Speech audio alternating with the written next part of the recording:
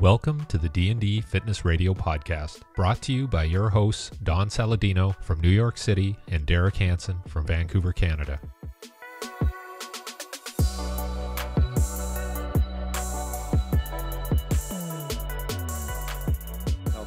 She's like, podcast? I'm like, yes. Bring her on.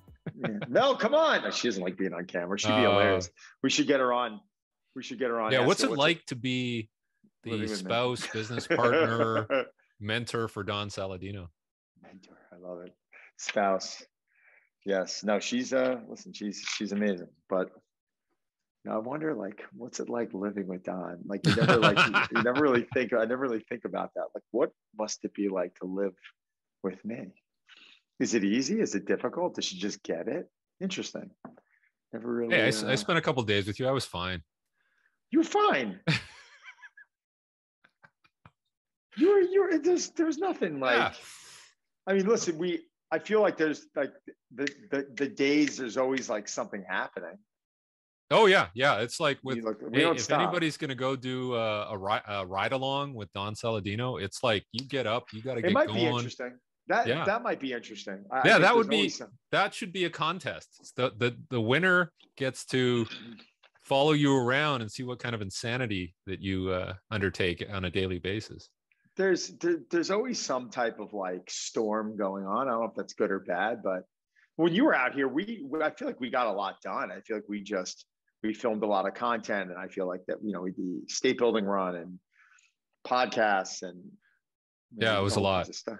We just got a lot done. It was good though. But I feel like you feel good. I feel like you're going up. Like, I think where I need to, like, what I did this last Sunday was like extraordinary. I haven't done it in I don't know how long. I literally, like, normally Sundays, my day is just church, and I'm always doing some type of work. Like, I didn't do anything. Like, I got into bed and literally my wife and I, for like 5 hours, we just watched movies and we ate food and we didn't do anything. It was unbelievable. It was awesome too, because the next day I woke up, and it's funny too, like, people knock these things sometimes, right? Oh, they're not perfect. I'm not saying they're perfect, but the last 2 weeks, like Aura said, like, you've really done a nice job recovering over the last 2 weeks. And I'm like, your ring talked to you? How great would that be? You've really done a nice job recovering.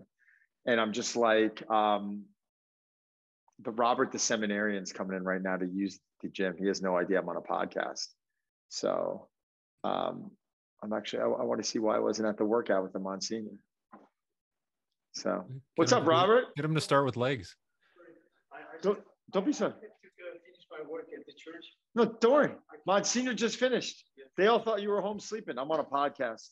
No, I worked at school, and I got to finish my work. Take your time. Have fun. Get a good workout. I'm on with you. Come over and say hello. Derek, Robert, I'm in Vancouver. He's in Vancouver. Wow. Is this your friend? Yeah, he's my podcast partner. You should come ski. Cool. Nice to meet you. Tell him where you're from. I'm from Poland. He's from Poland. Oh, nice. Actually, I studied at the seminary. Yes, and now I'm in St. Pat's here with Mr. Dan, Monsignor, helping, and this is my assignment. Pastoral assignment. So he's an animal though. You gotta see this guy work out. I walked in one day, but Monsignor's like, he's in good shape. I'm like, sure. He's like sitting here doing like muscle ups on the pull-up bar. And I'm like, man, the guy is in good shape. Yeah, famous. It's my pleasure. Famous sprint coach from Poland was Gerard Mock. He's the one who came and taught Charlie Francis. He said famous sprint coach from Poland because he's a sprint coach. Oh. He's a running mechanics coach. What was his name? Gerard Mock. Gerard Mock. From the 1960s and 70s. From the 1960s and 70s. And did he study with Charlie Francis that you were saying? He taught Charlie, and so he taught Charlie Francis, who was his coach. Charlie was his coach. So small world. Oh, that's cool. Turn the lights on too if you need them on. Whatever. Make yourself at home. Make yourself at home. See you, buddy. Good seeing you. So yeah. I'm sorry. What were we saying? I can't remember what I was saying. I don't know. It was basically spending a day with Don and what kind of insanity would ensue. I think it's, I don't know. It's, somebody even asked me the other day, like, do you think you'd ever be able to retire? And I'm like, no, I don't think so. I think, you know what I think, Don? I think you are retired and I'm retired and we're just doing whatever the hell we want now. Yeah. So on some level, like once the gym is gone, you kind of retired from me. I did. And now, like, listen, I'm looking at my work schedule. I work a lot, but I love what I do. And I know you work a lot, but you love what you do, right? It's keeps me out of trouble. Keeps you out of trouble, exactly. But you know, I'm in a pretty good place right now. I'm hoping we can put our foot on the gas. What are we doing this year? What's 2022? Well, geez, I was already like, after I visited you, I'm like, okay, I got to get back there. We're going to do some stuff. And then of course this variant wave, whatever you want to call it.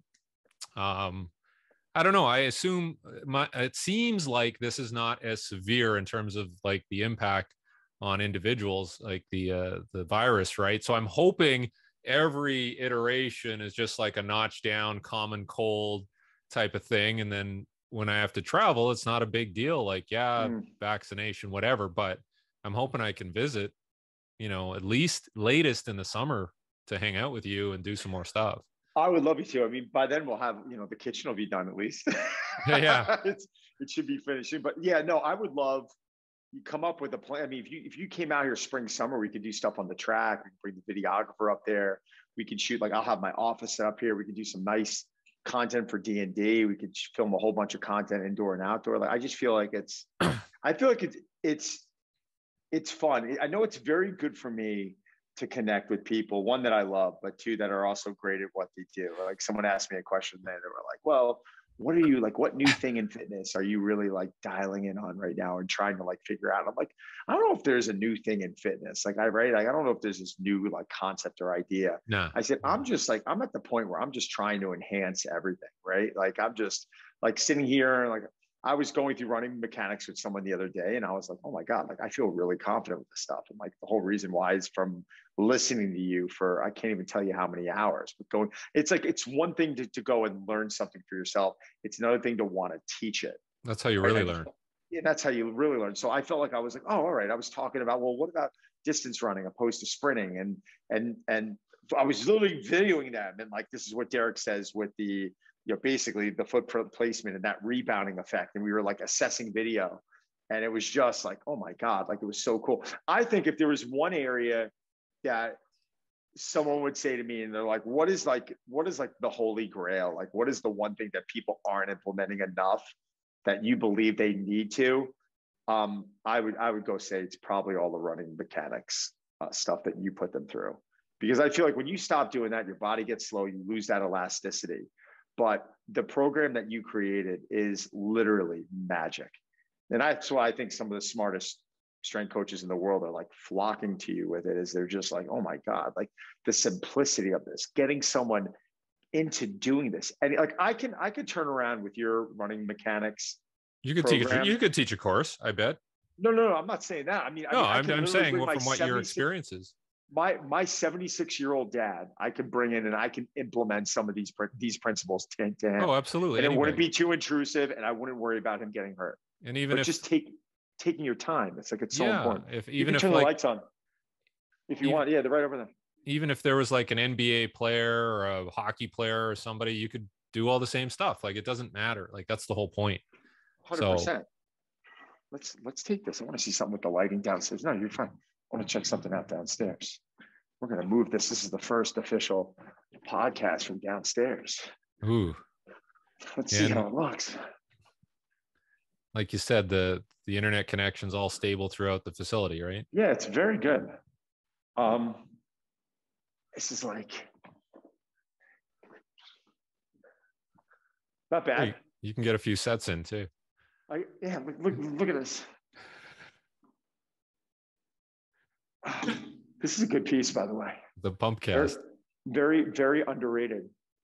So yeah, I think that stuff that you've reiterated gets you back to where within weeks you start gaining that bounce in your step, right? So that's what for most people are like, what the hell is he talking about? Like everyone knows what I'm talking about. Like you got to go jog across the street and your body just feels slow. And you're like, like you're almost like running like that old man now, where you're like, oh my God, it hurts and I can't move. And as you start going through these movements and you start implementing them in, daily, weekly, call what you want, like your body starts remembering how to move like this again, right? Like the nervous system starts remembering this feeling. And I just feel like at that point, it's like, all right, the body just, then you start like regaining that loss of flexibility, right? And then you start getting out of bed in the morning and you're like, your back that's always been feeling tight isn't that tight anymore. It's just like this much different, more simplistic approach. I think, in my opinion, it's probably one of the most underrated areas. You know, one of the coolest things I saw this week, you'll enjoy this, is that somebody got their curved treadmill and then they put their dog on it. You see that? Yeah. Right. And the dog just intuitively knows how to run on the treadmill. I think they stuck a little treat in front of them, but that's pretty cool, eh? That's fascinating. Like, so that's very cool. Yeah. So I think like what you're saying is you're just restoring intuitive, natural movement, right? Which running should be. Right. 100%. I'm getting my new curved treadmill, I think February 4th. Okay.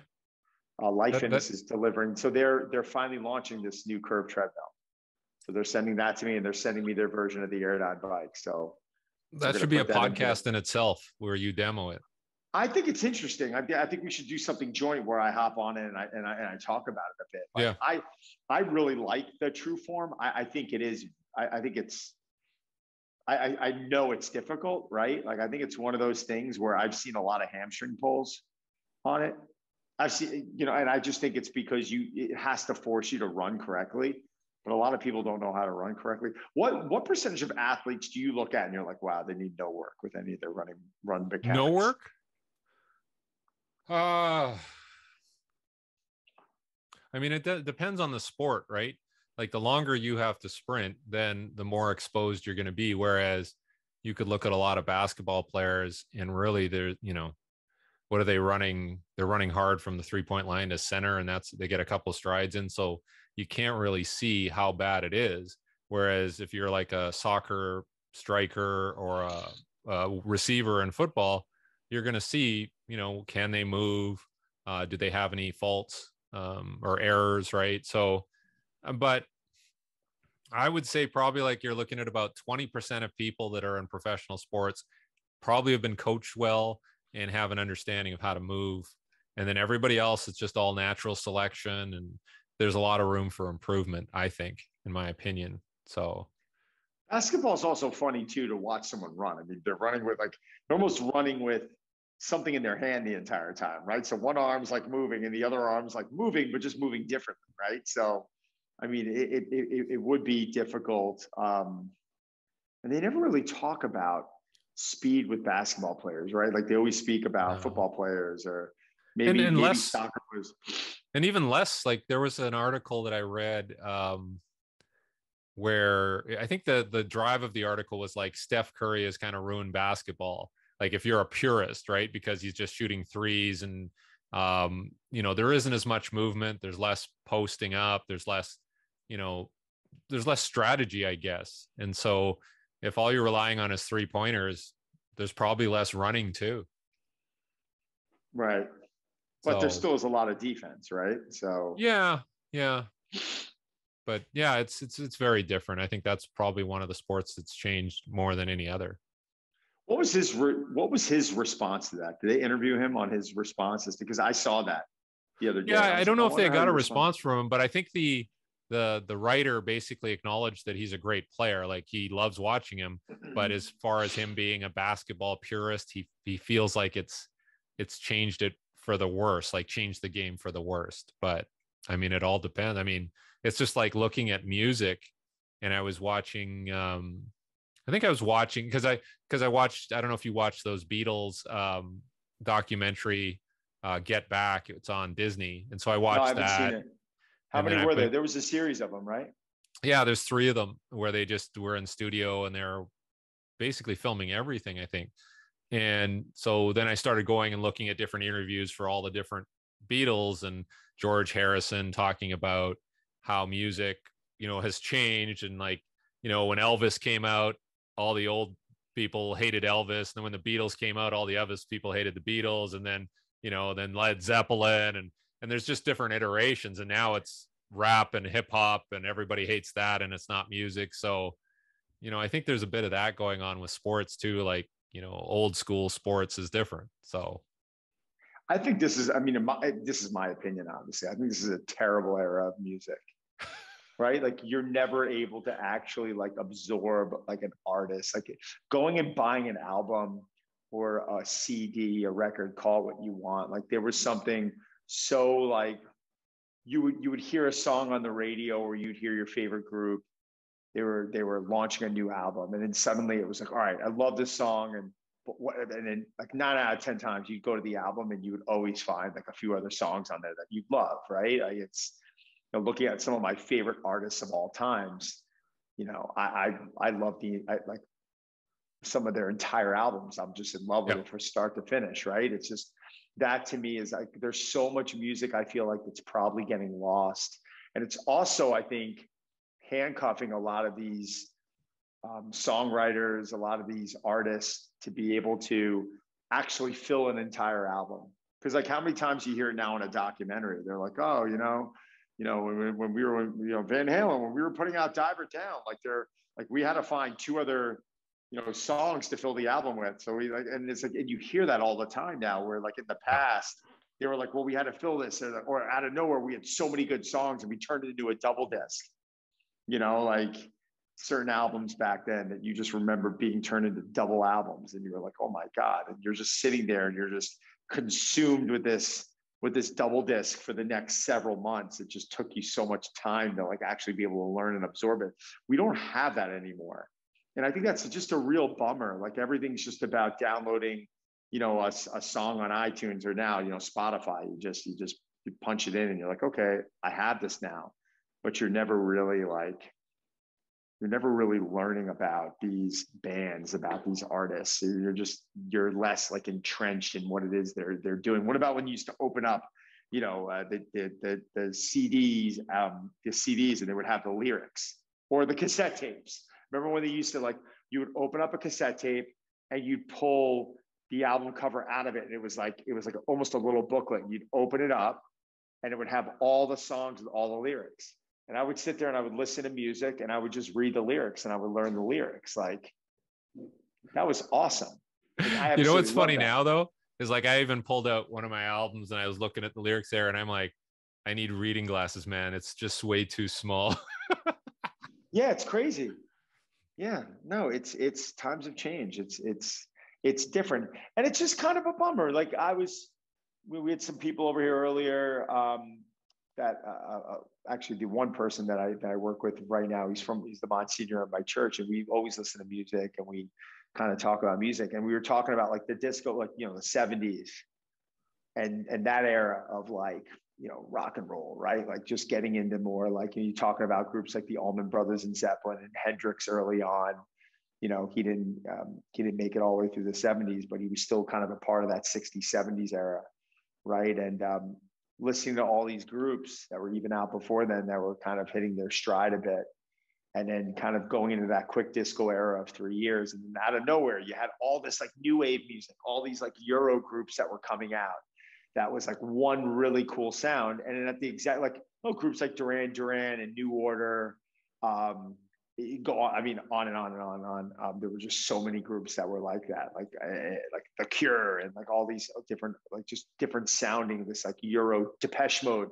And at that same time, they were launching off into this era of like 80s metal, 80s hair bands. Like you had everything from like the metal was like the Metallica, and then the hair bands, you had like Motley Crue, and then you had like, Guns N' Roses and all these groups that were starting to come out. And then it rolled right into the grunge era, right? In the early 90s. And then right after that, like, I feel like the eras were like gone. Like there wasn't like an era to talk about because music at that point was so all over the place. Yeah. I got to be honest. I think I enjoy talking more about music than sports. Because it sounds sick. Like I'm literally obsessed with it. But if you think about it, like I've been working in gyms for 25 years. All I do when I work there is listen to music. When I work out, all I do is listen to music. When I drive my car, all I do is listen to music. I think I looked on Spotify last year. It was like the amount of days that I listened to music. It was probably something like, I think it was like 15 to 20 straight days of music that I ended up listening to. Like it's, it's a lot of music. And that's just Spotify. That's not like everything else that I listen to. So, you know, it's not my car, and that's not on iTunes. And so, yeah, I mean, I love it, but man, times have changed. Yeah, yeah. I remember when you mentioned about some of these transitions through the 70s to the 80s. The one artist that I always kind of think of was like Rod Stewart, because he was like, you know, kind of the 70s rock guy. And then he started to have songs that were a little more disco-ish, like "If You Got to," you know, "And You Think I'm Sexy," whatever that song. Yeah, he definitely was evolving. He was yeah, evolving yeah. with So the he was one times. who Like, would, and I always have a little chuckle because Benicio has a daughter with Rod Stewart's daughter. So wow. yeah, so that's his little connection there. Six How degrees old's of Rod separation. Stewart now? Rod's got to be what, his 70s? He must be. He must be. Yeah. So, and I think he had some issues with his throat or something like that for a while. But yeah, he was somebody where I listened to his stuff from the 70s. I'm like, wow, this is really good. Yeah. Yeah, it's interesting. You know, my wife asked me the other day, she's like, did Ozzy Osbourne in his solo career, was his music comparable to Black Sabbath?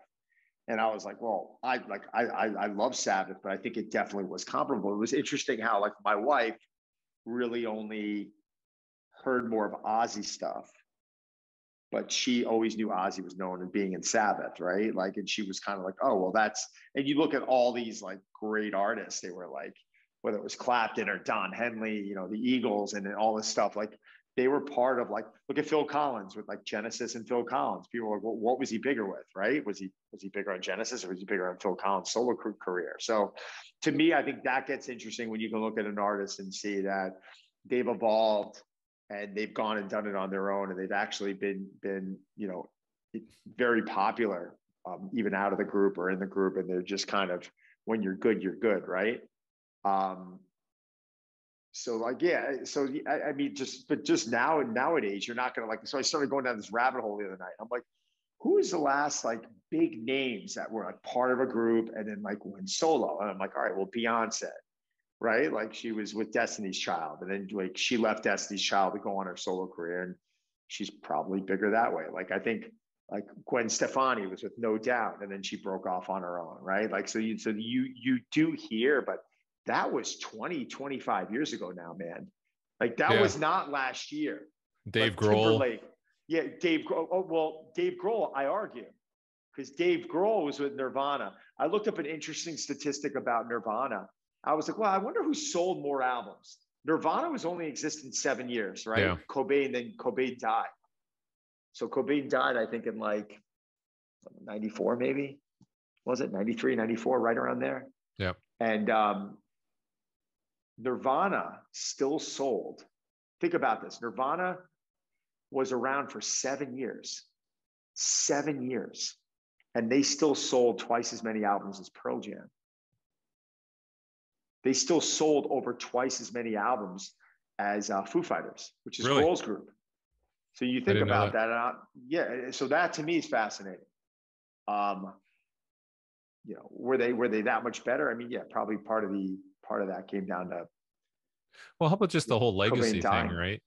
Like if somebody, like I'm sure Jimi Hendrix sold a whole bunch of albums after he died too, right? God, so 100%.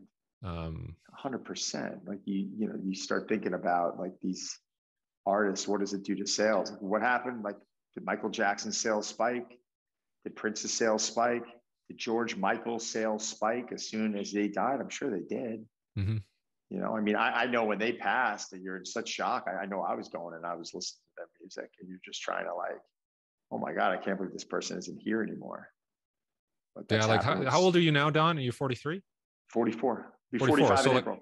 I was looking at Elvis Presley. I think he died at 42. And I'm like, man, that's young. Like for, you know, it's crazy. There was a conspiracy that he wasn't. Remember, like Elvis isn't dead. Jimmy Hoffa's not dead. They're like, these guys are still around. Like he's not dead. He's just like, people were like making up all this BS. You're like, what are you talking about? Yeah. Let the man rest in peace. But yeah, so, I think what's that? So does the same thing happen? Like, okay, so we're talking about this generational changes, you know, classic rock, disco, this, that, grunge, whatever.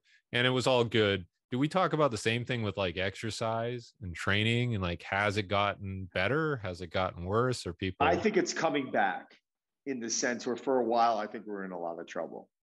And what I mean by that, I'm putting aside a lot of the group stuff, because the group stuff, listen, like at the end of the day, it gets people off the couch and it gets them moving. Like, do I think it's like high quality training? No, like it's like disco. Yeah, I mean, listen, you're jumping on a Peloton bike and you're sweating and you're moving and you're having fun and you're competitive and you're enjoying it. Fantastic. I'm like, well, how many people do you know can look at themselves in the mirror and be like, listen, I'm in the shape that I want to be in? And I think that number is very small. And I think that number is very small because they are taking kind of a fluffy approach to their training. I mean, it's the same thing in business, right? Like if I was just to come in and just be working with no game plan and making money and just working, well, that's fine. Like I'll make a living, but like, am I really gonna go to this level of excellence? Am I really gonna, become a multi-millionaire? Like, I'm sure you can, but like statistically, probably the answer is no. So I think for a while, I think fitness is still very fluffy. I still think that the entertainment effect is a big part of all this. But I also stopped caring as much now. I also feel like that I'm like, all right, well, is it better for someone to go take CrossFit or just sit on the couch? Like, I don't know. It's probably just better for them to go take CrossFit, move around. There's no guarantee they're going to get hurt. Like statistically, it's probably pretty damn good, right? If they're in a bad CrossFit box, but I'm not going to sit here and knock someone for not going and doing what's, best for them. If they're having fun doing something, have a good time with it. But don't complain to me when you get hurt. Or don't complain to me if like your body starts breaking down. Like that's just the cost of doing business. But I do believe, and you got to admit this, like there was a period of time where you and I were watching people trying to do one-legged squats on Bosu balls, and they're putting bars on their back and they're squatting on Bosu balls. And it's like, it's all this bullshit where you're just like, come on, enough's enough already. Like, you can't do a bodyweight squat and you're trying to do this right now. Like it's embarrassing. So I think we've gotten out of a lot of that, but I still think it's entertaining because I see people on social media and they're putting stuff up and it's like, all right, like it just, I guess just looks appealing to the eye. So what do you think? Yeah, I think, like anything, like there's probably some really good stuff out there, but there's just these layers of other things that keep being added to the junk pile, and some of it will die out, some of it will stick around forever, but then there's always going to be something new. Like of all the new stuff that comes out, I think the percentage of actually valuable information or methods is actually thinning out. Like you can only add so much, and the amount of crap is growing, but that doesn't mean there's still not good things being done out there. It's just there's just this, it's like going onto Netflix or Apple TV, or like there's all these streaming channels and there's more entertainment than we've ever had, but which shows are actually really good and worth your attention? And right. So that's what I think is happening. Like, remember when there were 3 TV stations and movie theaters and that was it, right? Now there's almost too many options now. Like, where the hell do I go? It's like, it's insane. Apple TV and Hulu and Netflix, and it's just like on and on and on. And you're like, oh my God, enough. Like you could spend, like, I can't tell you how many nights I'll spend my night just looking for something to watch. And by the time I'm about to find something, I'm too tired. I gotta go to sleep. I gotta be up early. Like that happens to me probably. I'm not joking. Once a week. That's a lot. Yeah. Think about it. My intention was to watch a TV show, but I'm surfing and I tired myself out. And I'm like, oh my God, it's 9:30. I got to get to bed. I got to be up early. Do you watch Yellowstone? I love it. Yeah. I love it. What do you watch? Yeah, that's what we started watching that, right? And we're into like the end of season 3 and thinking you got to get yourself like a brand that you can brand people as they come into your gym. That's a good idea. We could do like a barn brand and just fry them on their upper chest. You get a symbol. Get some sort of symbol. You owe me one. We'll put one on your ass. Yeah. It's who's your favorite character? Who's your favorite character? Oh, it's got to be Rip, but Rip and Beth, right? They're just my crazy. God. They're just how do you not love those two?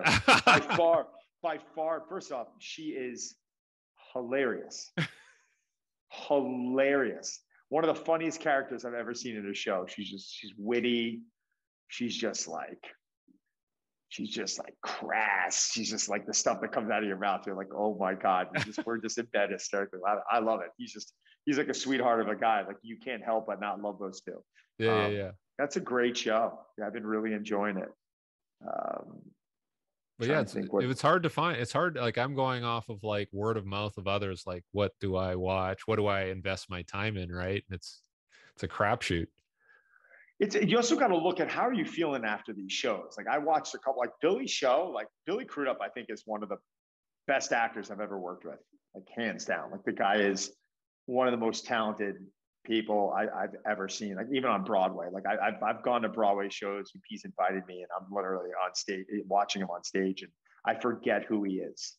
Yeah, I'm literally watching him, and I'm like, who is this? Oh my God, that's Billy. Like that's when you know a good actor, right?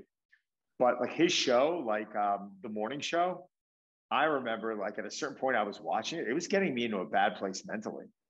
Really? Like it was just, oh my God. Yeah. I was just like going to bed at night and like sleeping like crap and like not waking up and feeling off. And like, I feel like it just got my headspace into such a poor place that finally I was like, I can't keep doing this to myself. That, and I was watching Succession, and the family is like so toxic.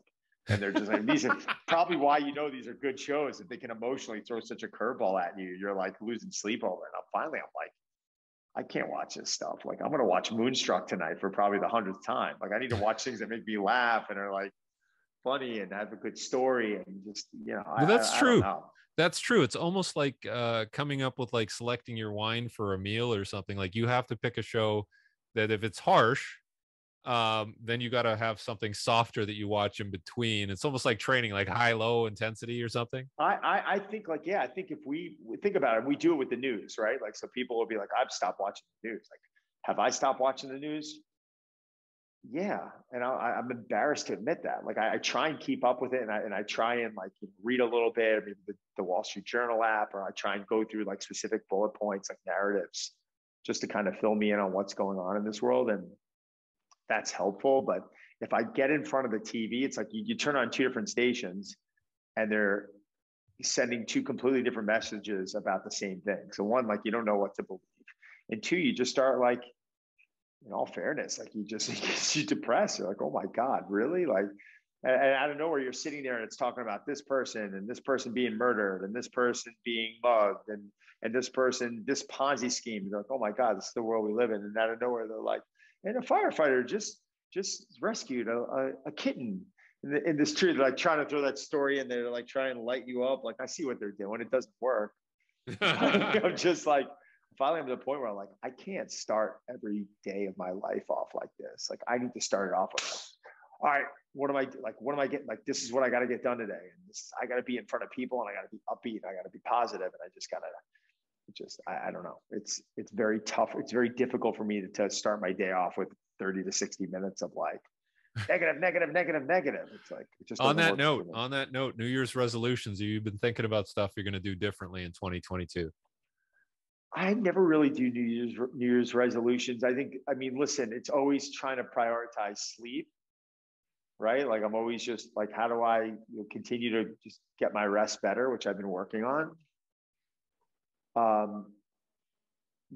focused like this past couple of years, I really dove into my faith a lot. And I'm really like, I've always been good with like going to church, but like, reading passages when I wake up first thing in the morning and go to bed at night, like that really helps me out. So just trying to like surround myself with good people and continue to do good and give back. I mean, that's really it. But like, that's for what vice? Like, what do I really like? There's, just that balance. It's just, figuring out ways just to live better and just continue to be happier. But there's no like, I'm not, I got to give this up. I got to stop doing this. I'm like, anything in moderation. Like, do I drink alcohol once in a while? Like, do I need to quit completely? Absolutely not. Like, I'm going to be in the mountain next week. I'll enjoy having a couple of IPAs with my wife. Like, it's something that we enjoy doing together. Like, it's not a problem. It's not something I have to give up on. Like, I decide to have a cheat meal once in a while. I feel like I deserve that, right? Like, I don't need to give any of that up. Like, I don't need to start exercising. Right? It's just like what about you? Yeah, I think it's the same. It's just, I think everything that's happened is like, you want to provide as much value to your life and others around you. And so you're you're just a little more thoughtful about the stuff that you're going to do and devote your time to. Whether that is work related, whether that's family related, whether that is travel related. Like if I'm going to travel, it's going to be for the right reasons, and I'm going to see the people I want to see. So I think it's just being more deliberate about all of my choices, I think, moving forward. And, I think that's why having this, like you said, having the time sometimes is good, because you get to think and reflect on stuff rather than reacting to shit all the time, and bouncing around. So I think that's what I'm going to spend time on, is just good choices around how I spend my time. It's actually a great one right there. It really is. Like, think about all the things you said yes to, or I said yes to, where you're just like, oh my God, what a waste of time, right? Yeah. And that just, at the end of the day, what does that really end up doing? It ends up tiring yourself out. It ends up spreading yourself too thin. You start getting to a point in life where you can start selecting, or be a little more selective. I think it's a nice place to be in, right? Yeah. You can't get the time back. So that's the big takeaway for me right now. And I think, I see people who are, upset that they can't go and travel. They can't go to Hawaii. They can't do this. Oh, all these restrictions. And it's like, well, maybe you should be reflecting on all the great things that you got going for you. Because it's so easy to fall into that trap of, I can't do this. I can't do that. My life's not going to be as good. This whole fear of missing out. And I think, there's so many good things, going on, right in front of people. Right. So I don't know, like, I'm just happy that I can, like you, I can just work out anytime I want. Like, do I need to go somewhere? Is it more fun? Yeah, maybe, but I have access to everything that I need. And, I don't know. I think what you've done is amazing. It's probably the best choice you've made, right? So you have this. I definitely think so. This place. I definitely think so. Yeah, I definitely think so. Listen, it's just having that at your fingertips, even you having what you have at your fingertips and being able to get creative and do things, when you want. I think that's my grandfather used to give me this line he gave me a few lines growing up. I used to roll my eyes to it when I was really young, but he would say, peace of mind, peace of mind. You're like, what the hell is peace of mind? I just want to become a multimillionaire. And you're like, at a young age. And then you realize, like, peace of mind, it's just having the ability to do what you want when you want, and having your health. And peace of mind's like, it's these words that are just, I think it's this umbrella, right? It's like, if you have peace of mind, then it's not having stress and being able to do things when you want. And I think that's a nice place to be. And I think a big part of that is obviously helping people and giving back and doing all that stuff. I'll never say I never want to quit that. Those are things that make me feel good about myself. But like, peace of mind to me is, now it's so funny. I just think about him and I think about those words, and I was like, yeah, you're right. That's pretty awesome. Like, I can't tell you how many, it's been great lately, because I've been able to speak to so many people that have made these like life altering changes, right? They've literally like quit their job, or they've dumped a boyfriend, or dumped a girlfriend, or dumped someone that was holding them down, or, basically, walked away from a family member that was giving them a tough time, or a friend, or doing something where, like, 10 out of 10 times, I feel like that they're all feeling this level of like feeling invigorated, like, oh my God. And out of nowhere, you just see all these positive things start happening. And then you're just like, oh my God, like, that's not a coincidence. It's really not. Like, it really is pretty remarkable how powerful the mind is. And once you start waking up every day and you're like, I can, and you're putting yourself around good people, and you're putting yourself into a good environment that's uplifting, and people are like actually wanting to see you do well, and talking like, well, the glass is half full and not half empty. I don't know, man. It sounds corny. Sky's the limit. But it's amazing to me how many people are just, they're kind of stuck, right? They're stuck in this place of like, I can't get out. I'm around this one. And it's just, at the end of the day, like, what does it matter, man? 50, 60, 50 years, man, we're out of here. You and I are gone. It's like, what are we doing? Like, it's like, why are we going to go through all this time being unhappy, or being in an environment that makes us feel unhappy? Yep. Yeah. Definitely. I want to start burning candles right now. It's a kumbaya. But it's true, man. It really is. I mean, you look back to a time when you were working. Like, was there a time when you were unhappy with work? I mean, oh, there's always times. There was always times when you're working for somebody else, especially. But yeah, I mean, I think I was talking to some younger guys who were in the industry, and now they're not. And um, we were always talking about like have some sort of escape route or backup plan, and insulate yourself, right? And I think that's the advice I give everybody nowadays is like, it may be going well now for you, but think of other alternatives and other things that you could do and how you could grow yourself in different ways. And that's probably some of the best advice that I took from people was, diversification of your career options and your interest is probably, because it's so easy to get stuck like in a rut and you're like, hey, I'm good at this, I'm just going to keep doing this for the rest of my life. But like you said, things change all the time. Like you get a little wiser, you get a little more aware of other aspects of life, right? So that's what I'm always thinking about, and that's what I'm communicating to people is like, think outside your own box and where you want to be. And it's so easy to get lost in where you are. Yeah, and like, what do you have to take on to get there, right?